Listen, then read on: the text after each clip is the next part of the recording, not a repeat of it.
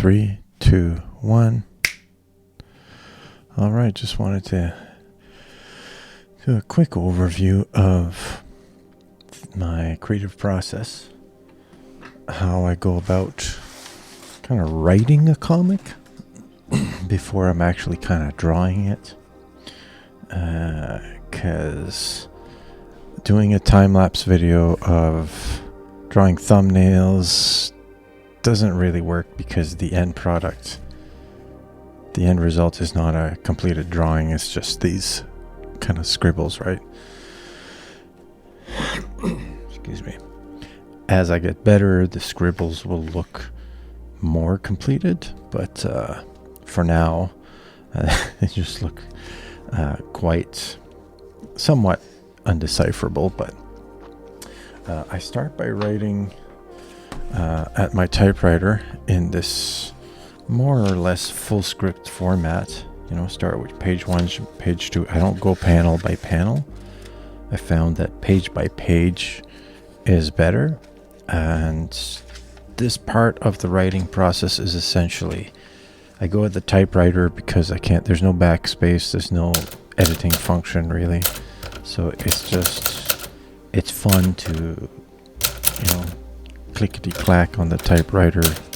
Each sentence has a bell, so you feel motivated, feel rewarded just to finish your sentences. So I go on the typewriter and I kind of go wild and overwrite. And at some point, I get a kind of a grasp of what I'm trying to do, and I realize that I've overdone it, and then I stop and I take all my pages and I start to boil everything down. I reduce, like reducing a stew or soup base or a gravy, so that there's less of the extras in there.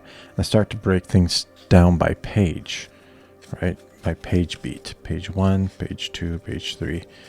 And I just kind of write roughly what it is I'd like to see in the page. And then I go to 11 by 17 paper. And this is not the comic paper I write. It's got a little bit more tooth. It's a little bit cheaper. I decided that thumbnailing on the 11 by 17 size is better for me, because I draw in the 11 by 17 size. So it just makes more sense for me to thumbnail in such a way that I'm really getting a feel for how I'm going to utilize the actual amount of real estate for that I'll be using on the final page. Now, if I had scrap paper that was the ratioed equivalent to 11 by 17 and thumbnail smaller, that would be okay. But I find what happens is, when you're thumbnailing in too small, you're starting to get into like drawing expressions and body language. Sometimes I want my thumbnails to really have those sorts of details that are important to the storytelling of the page, and it gets lost when I'm drawing in too small. So I've decided I'm going to be trying in thumbnailing in large.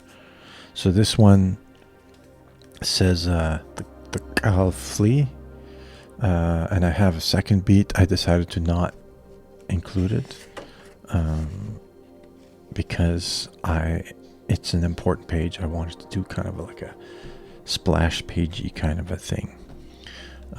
In this case, I'm drawing all in 4-panel grid. I'm trying this because this panel size is roughly the size of a phone, of a mobile device. So I think if I reduce that to the size of a phone, it'll come out all right.